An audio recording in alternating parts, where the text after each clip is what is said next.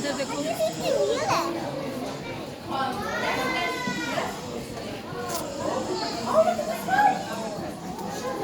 Papà, pani vive, no? people wait between You need a break from the animals, man. You guys don't want to go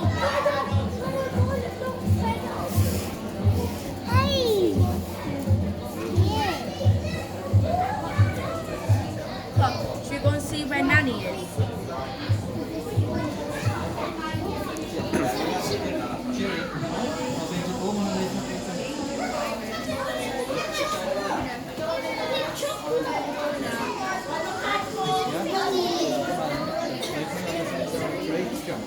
You have made the perfect manufacturing although it would taste rather odd to us. Alice, describe what? Let's go this way. You want to go on my back?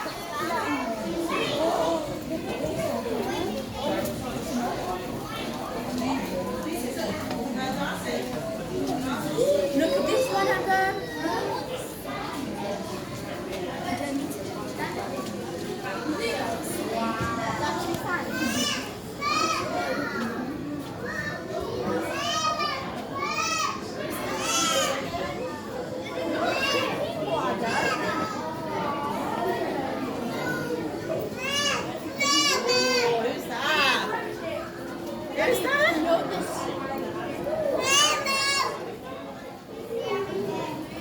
What's going on? You good?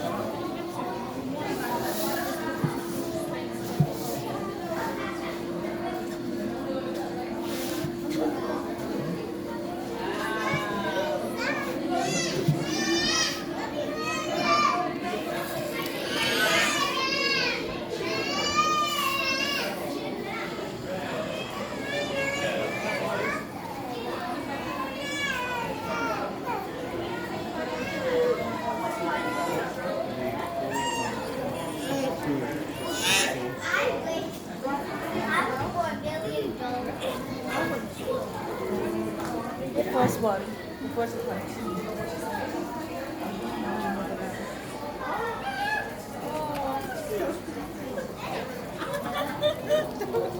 And now she really want to follow it. Oh.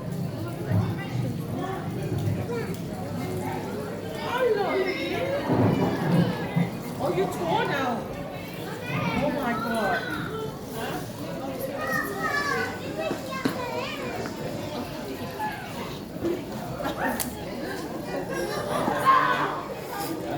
Yes, Daniela.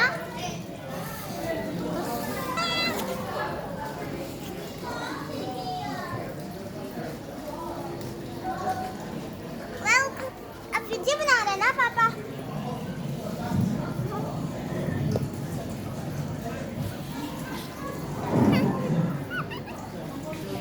Give me a plastic.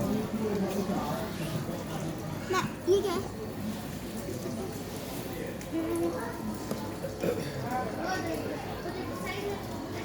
Where's the playground? It's somewhere near you.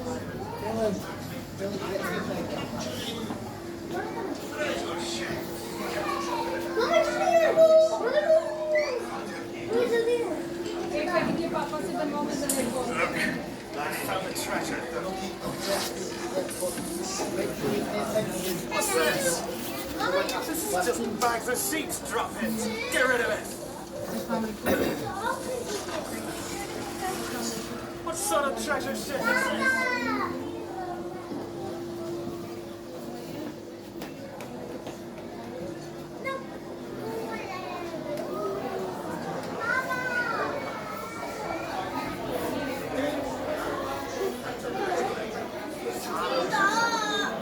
It's fine. That's right. Roll coming the day after the coronation of Charles II. I was just looking for the star.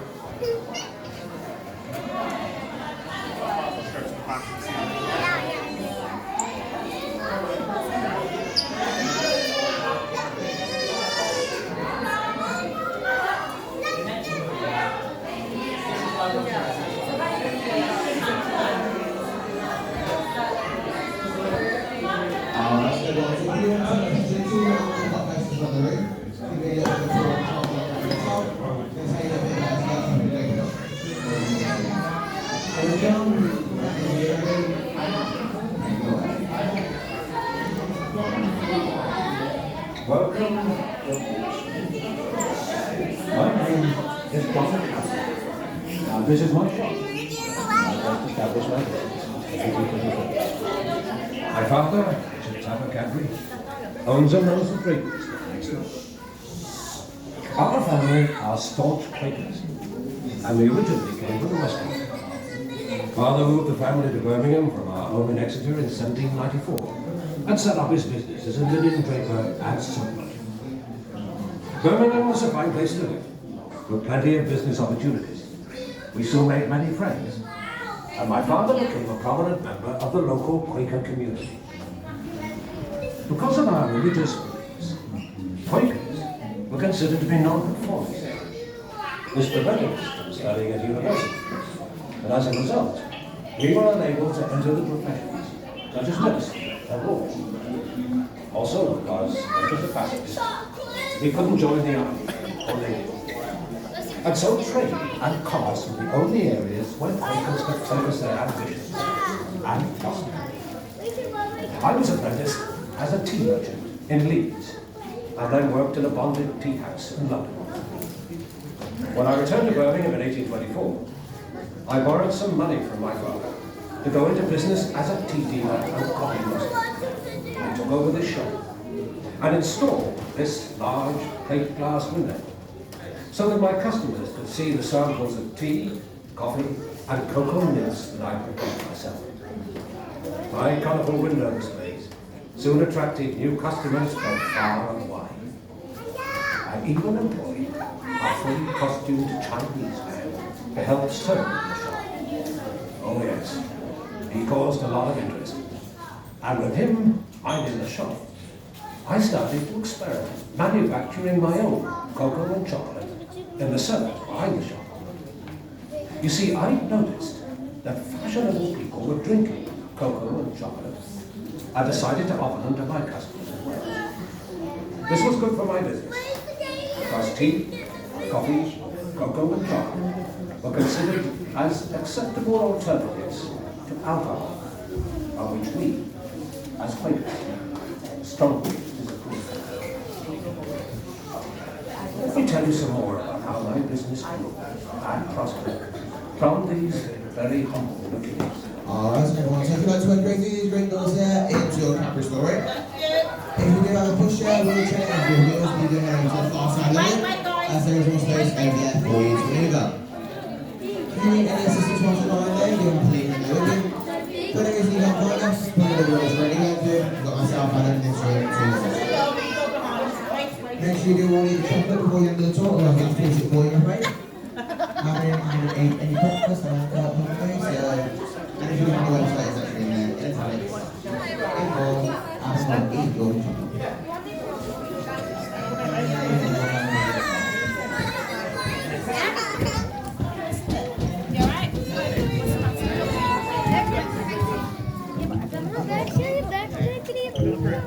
Someone did that to something.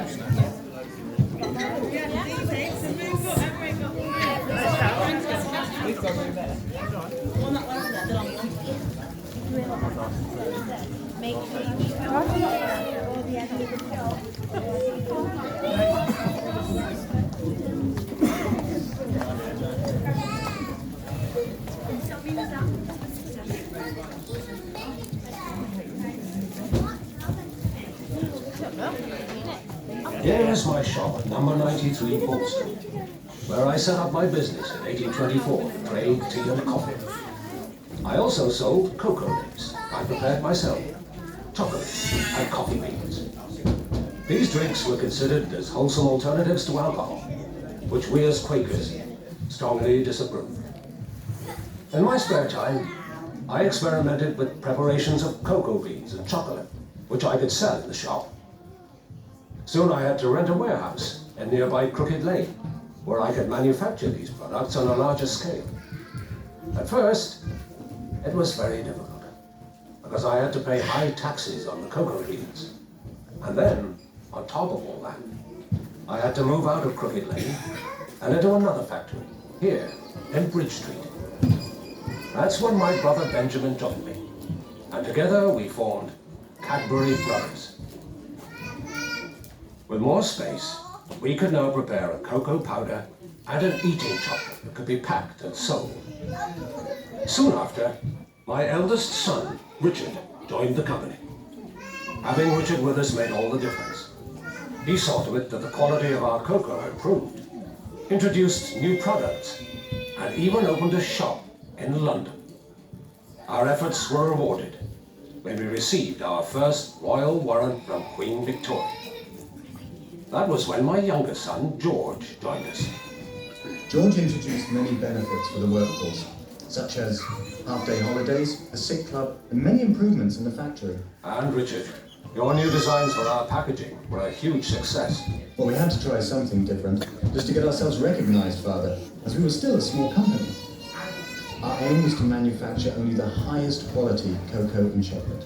I know, and I could tell you some stories of less scrupulous producers who added brick dust to their cocoa. Ours was still gritty, but we only added sugar to take away the bitter taste and starch to absorb the fat. However, George had heard of a new kind of cocoa press. He went to Holland in 1866, saw the press being used and brought one back. The Van Houten Press. Oh yes, Father. You see, because we could extract more of the cocoa butter, there was no need for more additives. Not only was our cocoa essence more palatable, but also output increased. The Bridge Street factory was now too small to cope, and we had to expand somewhere else. For some time, George and I had shared the same vision to build our new factory in a garden setting, away from the smoke and grime of the city. We called our new factory Bourneville. We opened our new factory in 1879 and were faced with many more challenges as the size of our workforce increased. As the company prospered, we introduced bonuses, such as payment for output and punctuality, a 5.5-day week, pension schemes, works committees, training, and many other benefits. I sent my son George to Switzerland to find out how chocolate was made, using fresh milk. Soon after, Cadbury were able to manufacture chocolate with a much higher milk content that rivaled even the best Swiss products. That was when we launched our most important new brand. We called it Cadbury's Dairy Milk. It became so popular with its distinctive taste that sales exceeded all our best expectations. And within a short while, it had become our best-selling chocolate. In 1919, we merged with Fry, and the company went from strength to strength. And so we have seen that big things have their roots in the smallest beginnings. Okay, everyone, I hope you all enjoyed. Who wants to start heading into the next show now? Purple seats were shaped twice. People with medical conditions that could be aggravated by abrupt or sudden movement are strongly advised to sit in the back row or stand in the next theatre.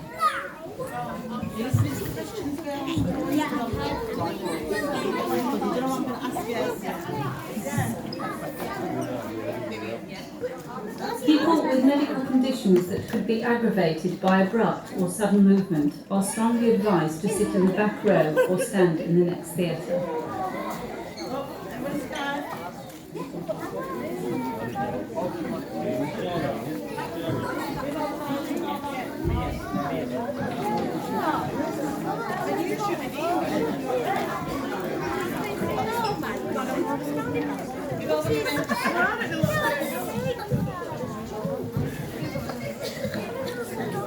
Well, I'll let you up. Is this you back?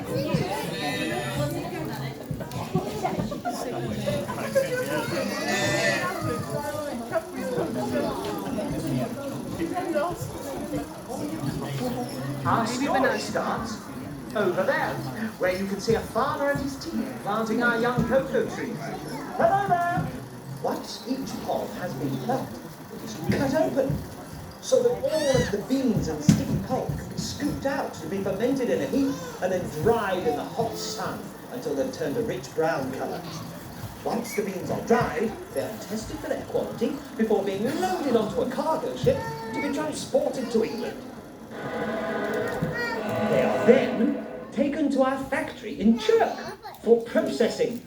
Now, first the beans must be sorted and physically cleaned to remove any stones, dust and string that have come across with the beans from Africa. This is done using a stream of air and by passing the beans.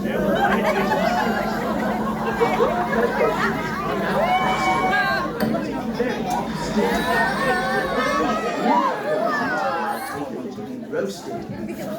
Revolving tubular gas-fired ovens. The beans are then cooled and are ready to have their shells removed through a process. This is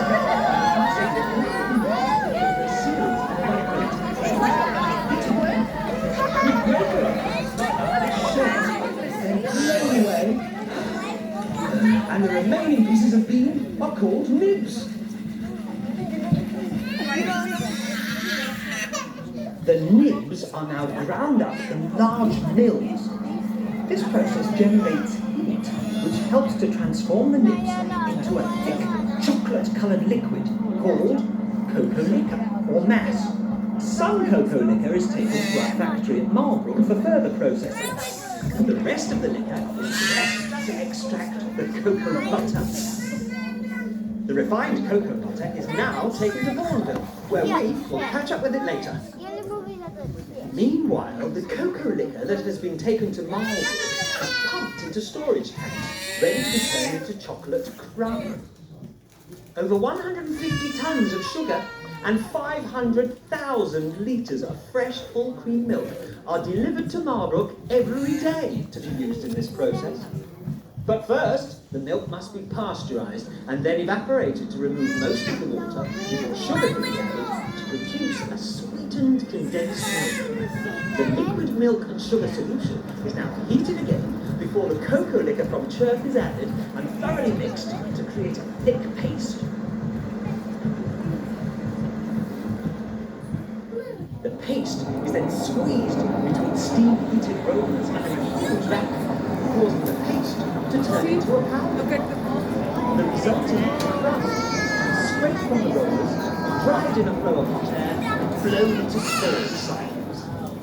The crumb is now taken to Bourneville in tankers, where it is ground and mixed into a paste with this, the cocoa butter, which came from church earlier. The paste is then refined into a flake before being conched or mixed to form a liquid chocolate.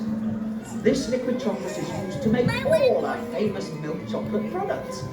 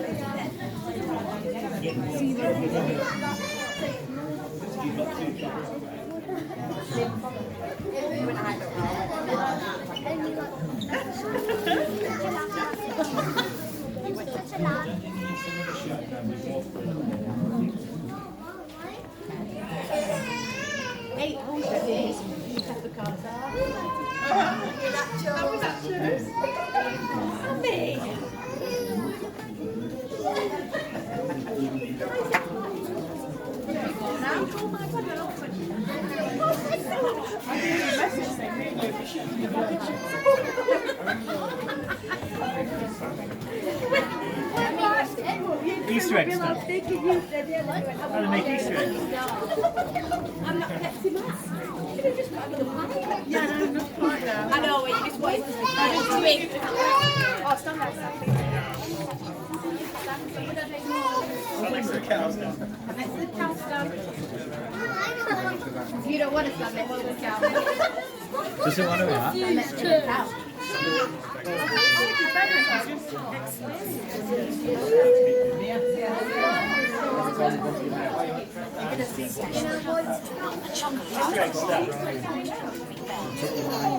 Wrapping them up. Wow.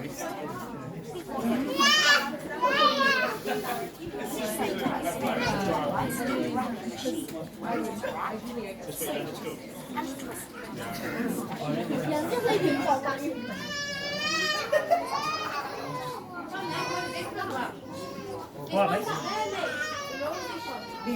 Look on that one. The big one, what is it? Easter egg of... Oh, you can pick